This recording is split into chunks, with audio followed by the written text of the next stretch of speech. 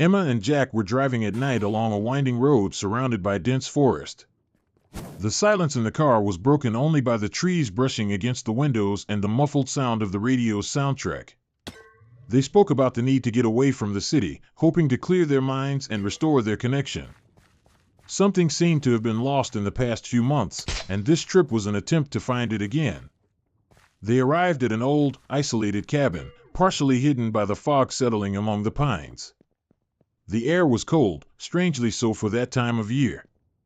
The place seemed forgotten by time. Upon entering, the interior was dusty but oddly intact. On the walls, old portraits framed faces that seemed to watch them with dull eyes. One of the paintings was crooked. Jack straightened it, revealing scratch marks behind it, deep and chaotic. That night, Emma had trouble sleeping. Faint whispers seemed to come from the walls, as if someone were whispering her name from the other side.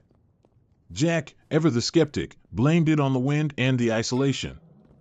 But Emma's dreams were worse. She saw herself in a dark room, someone pounding desperately on the walls, screaming for help, screaming her name. The next day, while exploring the house, they found a diary hidden beneath a loose floorboard in the living room. It belonged to a woman named Clara, who had lived there decades earlier. In the yellowed pages, Clara wrote about hearing voices at night and feeling watched by something inside the walls. Her writing became increasingly erratic and disturbing, growing more paranoid with each entry. That night, while Emma read the diary aloud, Jack entered a near-hypnotic state. His eyes glazed over, and he walked back to the crooked portrait. He stood in front of it, muttering in an unknown language. Emma found him there, motionless, as if he were listening to something inaudible to her. Desperate for answers, Emma searched the cabin's basement.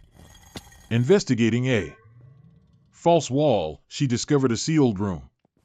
Inside were signs of an old ritual, strange symbols painted in blood, candles burned down to the base, and bloody handprints. Beneath the wooden floor, she unearthed Clara's bones. The truth was beginning to surface. Clara had never left. That same night, the whispers turned into screams. Jack, now fully consumed by something Emma couldn't understand, became aggressive and paranoid. He insisted they couldn't leave, that he had to finish what had been started. Emma tried to destroy the diary, convinced it was the key to the curse, but Jack attacked her, overtaken by a force that had made him unrecognizable. During the struggle, Emma managed to strike the crooked portrait. The frame fell, revealing something horrifying, a dark cavity in the wall, inside of which was an eye, real, alive, watching. The evil that inhabited the cabin wasn't just spiritual, it was embedded in the walls themselves, lurking, waiting. In a final act of desperation, Emma poured alcohol and set the cabin on fire. She stumbled away through the forest, wounded, the heat of the flames lighting her path out of the nightmare. At dawn, Emma walked alone among the trees. Behind her, the cabin burned in silence.